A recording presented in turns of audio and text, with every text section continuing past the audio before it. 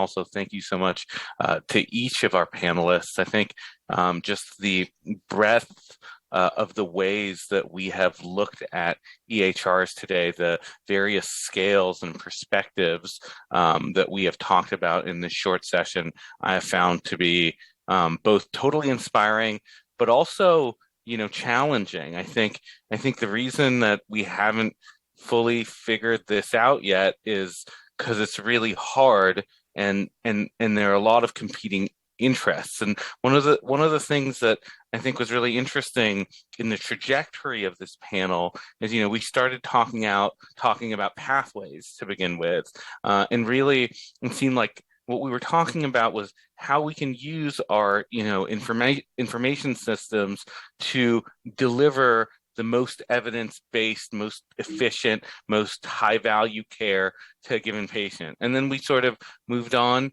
and we talked a little bit about safety and about, adverse events, and how we also want, our healthcare systems to do this other thing, which is to, prevent mistakes from happening, or prevent things from going off the rails if we can. We also talked about a little bit about the patient's journey, which I think was a wonderful sort of zoom out and change in perspective when we realized, it's important to get the right medication. It's important to prevent adverse events. But from a patient's perspective, there's so much more going on, and so many other things that are needing to be integrated to make, engagement with any kind of technology sort of worth their while. And what that really made me think of is there's this competition of users and perspectives. Jenna brought up, the regulatory stuff that this stuff is supposed to be doing in the background.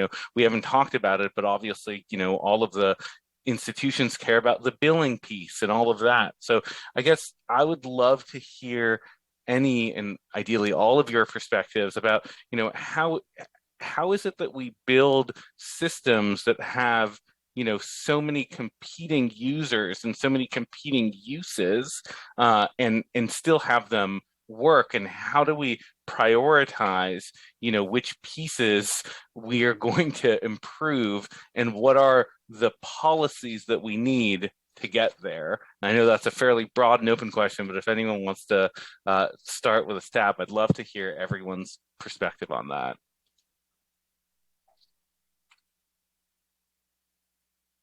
So, yeah, please go ahead. No, you're fine. Okay, sorry.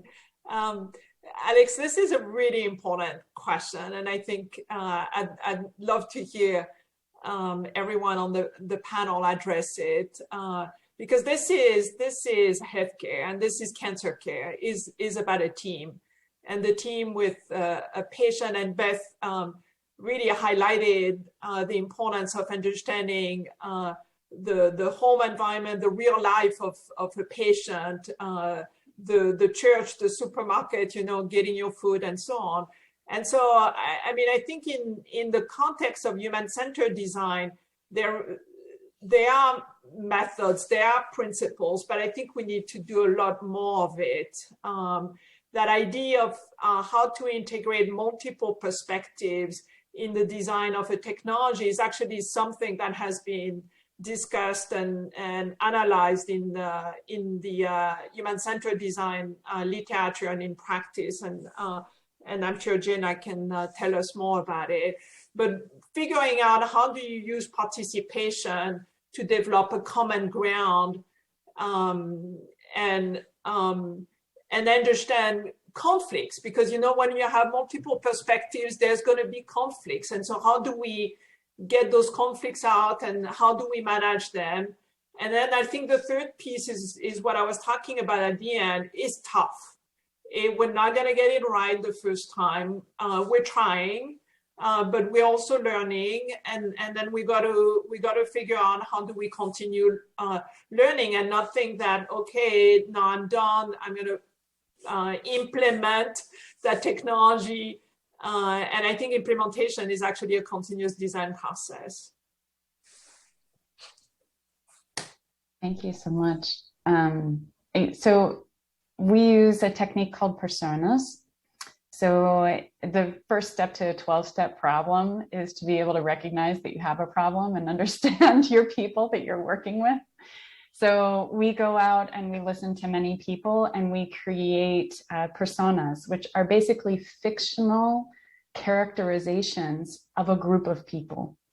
And that gives us an idea of the bell curve and where the edge cases are of each person. And then we start somewhere. And that's actually the hardest part, is like, how do you get started? But like, for instance, we started building a brand new mobile experience, and where we decided to go was for many reasons I won't go into, but we started with the persona of acute hospitalists and what they needed to accomplish in between patients. So we basically took this really finite period of time, 30 seconds to 3 minutes, and then started building something out specifically for them with other physicians in mind. And that started to really sink into what we could accomplish. And then we can just build on that based on the other personas. We also do something called stakeholder maps, which is super easy. It's like, who's in your court and who is out of your court and who's on the periphery and what kind of effect they have. So those are two little tidbits, stakeholder maps and personas, that might help. That's awesome. I see that Dr. Zahn has her hand up. Would you please say what you're going to say? Yeah, sure. So to answer your question in part, I've got a little bit of a different perspective. First of all, I enjoyed everybody's presentations and really learned quite a bit from you, and I'm really excited about the potential for change. But the way I view it and the way I see my colleagues view it is that, and we even got a taste of it today from the number of presentations, is that, it seems like we're always working for the EHR and the pathway. And really, it needs to be the opposite. Okay, the EHR and pathway needs to be working for us. And so it goes down to, well, what is the common denominator? What seems to be the problem that's interfering with this work relationship? And it goes back to one of my recommendations, and that's interoperability. You have separate systems everywhere. Okay, now you may have a Kaiser Permanente that happens to have this great system, and other institutions that have these self-contained systems, but that's not how a lot of the world works, at least not in oncology care. And so that being said, we need to have the recommendations, as I mentioned, from a policy standpoint. I think that you asked, Alexander, is that there have to be standards and interoperability standards that have to be held to. And we need to have the systems, in this case, the EHR systems, be held to those standards so that we can improve the interoperability. So that when I have these multiple sites within my own practice, I don't have to have IT running and putting out fires at each one of the sites because that healthcare system they're with has a different EHR system, and we're trying to coordinate all that and getting patient information. And as I mentioned earlier, patients are frustrated too. They want to know, why can't you just talk to each other? This goes back to a lot of history that I may not even know, but I realize that there's competition involved, and there's other things, that are not part of this conversation, that drives that. But ultimately, my recommendation is that we need to have the EHR and pathway programs work for us. And that would help patients, that would help the providers, that would help the administration, it would help a number of aspects of oncology care. We need to be driven to a value-based world. And to be able to achieve that, there has to be interoperability. And so as I mentioned, the policy mandate, I still stick with. Thank you. That's great. And I think Dr. Minot has a comment as well. Yes, I think building on the recent comments and agreeing with everything about interoperability, and then going to the next stage. I think part of what we've heard multiple times today is different variations of information overload, and both from our work that really looked at the overload that the patients were experiencing, and then we certainly have heard the overload of information that the physicians are experiencing. And so I would like to point to two recommendations. One is that, what we're doing in terms of increasing patient engagement, improving patient engagement, and getting more regular patient-reported outcomes, is that becomes a signal that can also go into the EHR system. So if you're trying to understand, who needs to be reached out to, or where they are, or where the next crisis might be coming from, being able to triage off of that information that is coming from the patient's lived experiences can be something pretty valuable. And so I would like to be able to integrate those concepts together. And one of the things that I haven't heard is I've been in discussions that are about cancer pathways, and I've been in discussions that are about cancer journeys, but I'd like to see how these two could inform each other. So we've been pulling from the cancer pathway to assist the cancer journey, but then how do we take that journey information and use that to continue to refine all of the decision support that is happening within the cancer pathway? So if we could capture a recommendation about bringing these two areas of research closer together, I think it could create a wonderful system that would make the systems work for us and decrease that information overload. I just want to note that I'm glad the computer scientists sitting here talk the same way, because you almost said verbatim what my question was going to be to you, which was the difference between pathways and journeys and how to integrate them. It's just something that I'd like to come back to later in the panel, but just giving you the vote of confidence, Beth. Thanks, Brad. And then another vote of confidence we have is in the public chat. Gail Winters, who's the clinical integration architect, agrees strongly with interoperability as a cornerstone of what we need going forward. And with that, I would like to say something that I forgot to say, which is we really encourage anyone who's watching this webinar to ask questions in the chat, and I'm sure the panelists would be glad to address those. Dr. Ijiuchi? Oh, yeah. So I wanted to just add, one of our mantras is that we want the EHR to work for us. And as we made our pathways, I mean, we did follow by looking at focus groups, and the focus groups being the physicians, and then looking at incorporating the other stakeholders. So along those same lines, we're looking for survivorship in terms of this journey, because we're looking at the whole continuum of care, and involving patient voices in terms of what they want to know. So I just wanted to add that.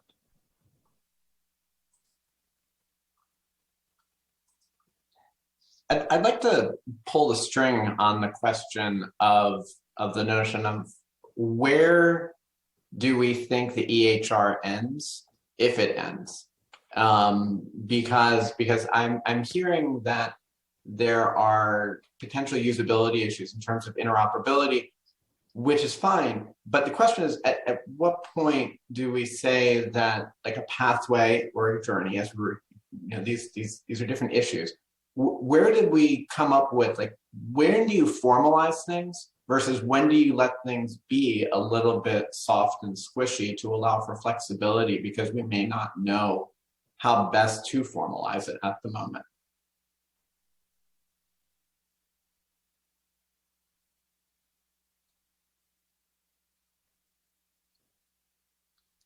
Feel free to jump in on that one. Okay, so Beth, you're at the table first. Yeah, so I would love to hear other answers to this. I'm just going to give an argument for the soft and squishy. So for example, one of the things that we saw within our data, so we've got patient reported outcomes coming in. I can, see that winding its way into the EHR and helping to guide decision support. However, a completely other use of this information is our cancer navigators would want to understand kind of the feel of what was going on in their community. And they would use this data to, for example, decide that, okay, we've got a bunch of folks really upset about hair loss, and this is the time to have the pop-up wig shop, right? So I can't imagine in any way, shape, or form that the EHR should be responsible for holding the information about when to have a pop-up wig shop. But nevertheless, that was valuable information that was coming in from the patient. So there's a soft and squishy where you're grabbing at least that information on the way into the EHR and using it for other ways of supporting your patient community.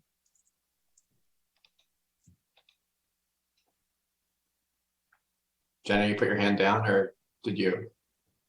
I'm still learning. I feel a little bit like we're on a game show. So it's like, who's going to put their hand up, lower their hand first?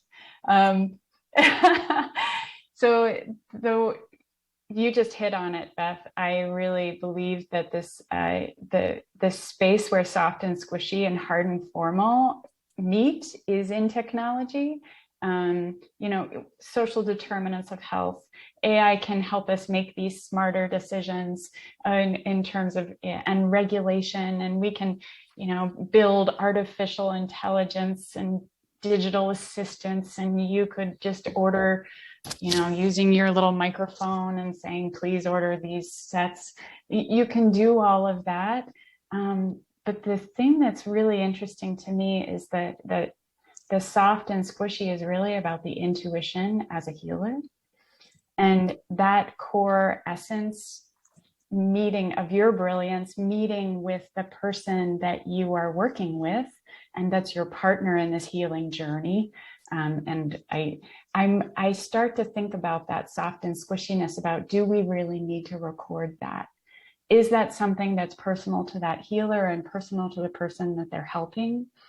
Or is that something that gets formalized as well?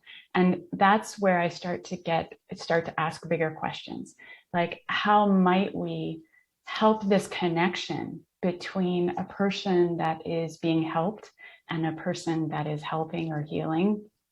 How do we help that and support that relationship and that collaboration? And that's super interesting to me. All of the docs that I've talked with over the past year and a half doing this work, everyone has said, the note is not for me. It's no longer for me. It's something that I create to be able to keep the auditors at bay, keep the insurance people paid, keep the regulators off my back, keep the organization happy. But I want something that I can actually connect with my patient and their story, and then we can make better decisions together. And that, to me, is super exciting. I don't have the answer, just a question. Dr. Zahn? So I'd like to try to answer the question from the pathway perspective. And I have to say, you really hit the nail on the head. We have annual meetings where we talk about this very, I don't want to use conflict, but this issue where you have the rigidity of the pathway, which is trying to give best standard of care recommendations based on high level evidence, and then apply it to in a very personalized manner for an individual, for a patient. And how do you try to mitigate? How do you try to somehow blend that interaction? And that's a struggle that we have had in many, many conversations and groups in which we're working with pathways. But at the end of the day, we advocate for the personalization and shared decision-making for the patient, and that we should be allowed to, quote unquote, go off pathway. I think there's a couple challenges. The first is that we need to be able to learn from pathways. And that's where the EHR can be very helpful, is that as you utilize the pathways, we need to be able to collect that data and analyze it. And why is that? Because we think we may be doing something that's correct, but are we actually doing what we think we're accomplishing? And there's certainly literature out there that says sometimes we do and sometimes we don't. And the only way is to try to have that pathway and EHR system collaborate so it becomes a learning model, becomes a learning system that feeds the data back into the pathway program, feeds the data to the provider and as well as the patient. So together we can take that information, move it forward. At the end of the day, for the regulators in the room who want us to deliver value-based care, that's how we achieve it, is to allow for personalization, allow for patient preference and shared decision-making based on what the physician thinks is best for the patient thinks is best for the patient, and then prove it or disprove it with data. So at the end of the day, I think it's more about also learning opportunities along with the interface between the pathway program and the EHR, but allowing for personalization and encouraging it. We don't want to harm our patients, but on the other hand, we want to be certain that the decisions that we're making are actually what we think are the right decisions. And we need data to support that. Thanks. Sorry. No, go ahead, please. I'm just saying Beth's in the queue. But she's muted. I have another story to share. I mean, you learn so much about patients when you're deploying these systems, but I think one that's very EHR relevant, which is, and also the patients' ability to be in this discussion around personalized care that Dr. Zahn was describing. So our patients eventually were really comfortable with using our system, and we would ask them about, like, you know, what were the edges, like when does it break for them? And the one set of stories that we got that was really interesting was, you know, they're like, okay, this, you know, this makes sense. It's, you know, kind of what's coming from my doctor. But they would say, you know, my cancer doctor is telling me one thing, but my diabetes doctor is telling me something different.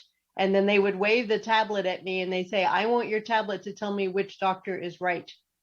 And then I was like, nope, we just got really AI card. So there is a way for, you know, we would love for those situations to not happen, but in the meantime, we would love it to have a way for the patient to be able to kind of push back into that system and say, hey, I feel like I'm hearing conflicting things.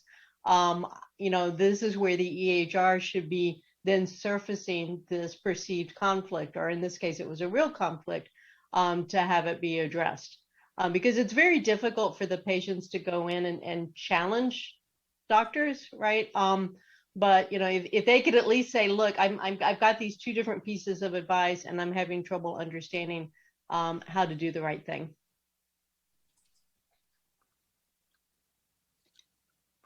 Thanks. We have a question in the chat that was lingering there for a little bit for, I think, Dr. Ichiyuchi. And the question is, does Kaiser have the internal capacity to update the EHR versus the vendor? If so, how could this capacity be realized at sites without internal capacity? At least the first part of that, maybe you could answer for the commenter, and that's Kristen Barrett. I'm not sure I understand fully, but in terms of updating the pathway, I mean, is that what? Yeah, and I think of changing the order set in the EHR.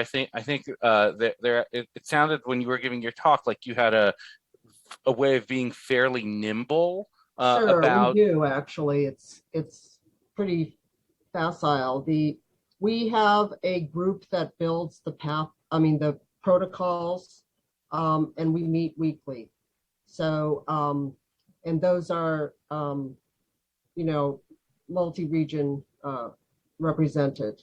We then have the pathway, which is separate, and that is updated at least every 3 months. If there's practice changing information that comes through, that we are able to change that within a few weeks. So, I mean, as an example, which isn't part of the pathway, but when we had the severe shortage of Abraxane, we were able to put that in within a week to just change it. And everybody within our organization can see that as soon as they go onto the home page. If we were to discontinue a link to a particular protocol, that can be done overnight. So we do have the capacity to make these changes rather quickly. And we are committed to keeping it up to date every 3 months. I'd love to hear Dr. Zahn's sort of perspective on what that's like for a more fragmented oncology practice who, you know, might not have as much infrastructure to address that kind of thing. How might they experience, you know, the process of changing pathways or updating evidence if they're trying to do this? Right. So in the pathway world, there's provider-facing pathways, in which case, as in Kaiser Permanente, I would consider that a provider-facing because it's institutionally based and it's going to be monitored and it's going to be adapted and proved to be up to date and modified accordingly. But then there's the payer-facing, right, pathways. And so that's a little more difficult than we have a payer-facing. So in our particular institution, if the payer has not made the change, then we may end up getting penalized for using something that's not necessarily part of their accepted top level choices. Now, it doesn't mean you can't do it because the choice will be available. It just means that you're not being quote unquote compliant. And it usually has to do with drugs. Okay, I'm going to be straightforward with you. It's about drug selection. But then there's the vendors, you know, that have pathway programs, right? And so there are providers that will purchase these pathway programs, or systems for that matter, that purchase the pathway programs. And I've been fairly impressed with how quickly they can make modifications. I say that having recently helped this very large system across the street from me decide on a particular pathway program for its multiple system, hospital system across the country. And as I was interviewing, these pathway vendors that are commercially available, again, one of the questions we asked, how quickly, can you make a change if there's new information scientifically or new FDA approvals, or there's a shortage of a drug, for example, that was just brought up, that we can make those accommodations. And so, we're told what we're told, whether or not when the rubber hits the ground that actually happens, it may be a different story. So the answer to your question is that it's variable. I think it relies on who it is with regards to origination of the pathway. I know within our own practice, when there's drug shortages, we just step in and we just make the replacement as quickly as possible. We've had to do that a number of times. And the most recent, is just exampled, was the Abraxane. But we're also facing other challenges because, as I mentioned, sometimes there's the pathways that are internally used by payers that now want to have certain drugs over another. Again, it goes back to drug base, and I'm focusing on that because that's where, as I mentioned earlier, a lot of the pathways are focused. But I really love Kaiser Permanente and these other, homegrown, as I call, pathway systems that are much more comprehensive and are really looking at the total care of the patient. And the question is, in those larger comprehensive pathway programs, are they able to make the changes as quickly as the evidence and the scientific knowledge would ask and require?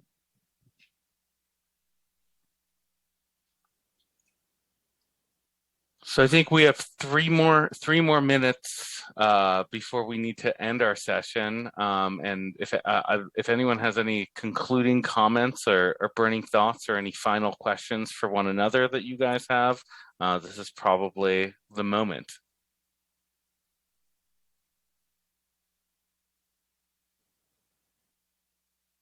I think we all endorse interoperability. Mm-hmm. Mm-hmm. So No. I was going to say that, absolutely. But I think there needs to be advocacy and policy because it isn't going to happen naturally. So I do think there has to be, some mandates, that need to definitely encourage that.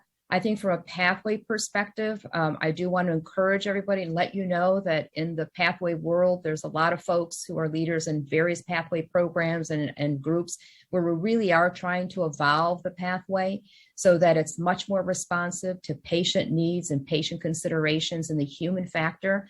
I really enjoyed the discussion with regards to the human factors engineering because I really think, and I used to refer to it because this ages me now, the industrial engineers, which are really about how do you have the human perspective involved in the technology piece of it.